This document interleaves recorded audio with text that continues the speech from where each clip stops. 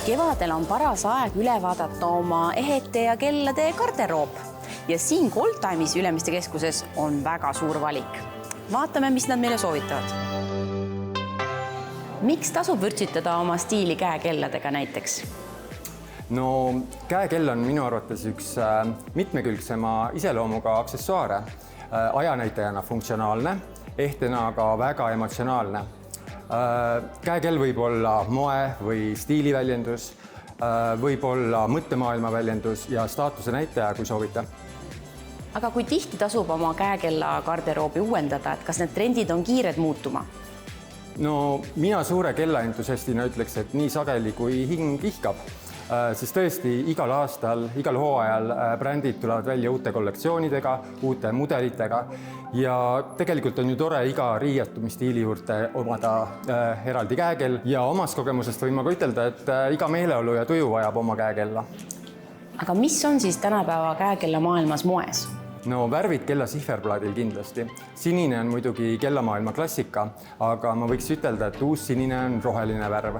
Ja kui nüüd värvi nüanssidest rääkida, siis väga palju inspiratsiooni saadakse ikkagi loodusest. Roheline on samblaroheline, pruun on sihuke põllupruun, hall on savihall ja nii edasi. Palju võib kella kollektsioonides leida unisex käekellasid, mis tähendab siis seda, et kellade diameeter, stiil, vorm on sobilik nii meestele kui naistele. Ja kuna kellabrändid taaselustavad oma ikoonilisi kellamudeleid, siis võib ütelda, et retro ja vintage kellad on suur trend. No, üldiselt on teada Šveitsi käekellade headus, et miks tasub neisse investeerida? Kui nüüd üldiselt rääkida, siis maailmas valitseb kaks tugevat kellajõudu. Üks on Jaapan ja teine on tõesti šveitslased. Jaapani üks tuntumaid brände on kindlasti Seiko, kes on kellaajaloos ka vastutav kvartsmehhanismi loomise eest. Ja Seiko on ka meie kauplustes suurepäraselt esindatud. Šveitsi kell on nüüd tõepoolest maailma tippkvaliteet ja tase. Ja sellepärast ka suurepärane investeering, sest me teame, et ta vastab kõrgetele kvaliteedistandarditele ja on seega ka ajas kestev, mis omakorda teeb tast suurepärase aksessuaari, mida põlvest põlve edasi pärandada. Kell on ka ideaalne kingitus juba sellepärast, mida ta sümboliseerib. Näiteks lõpetajale võib ta tähistada saavutusi ja uut ajajärku. Abielludes saavutab ta uut aega, uut koosveedetud aega ja nii edasi.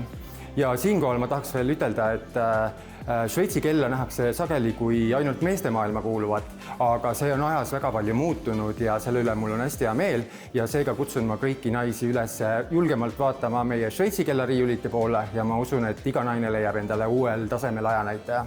Aprill on Goldtime'is traditsiooniliselt kellakuu ja seega kutsume kõiki meile külla, et leida endale uus ajanäitaja 20% soodsamalt.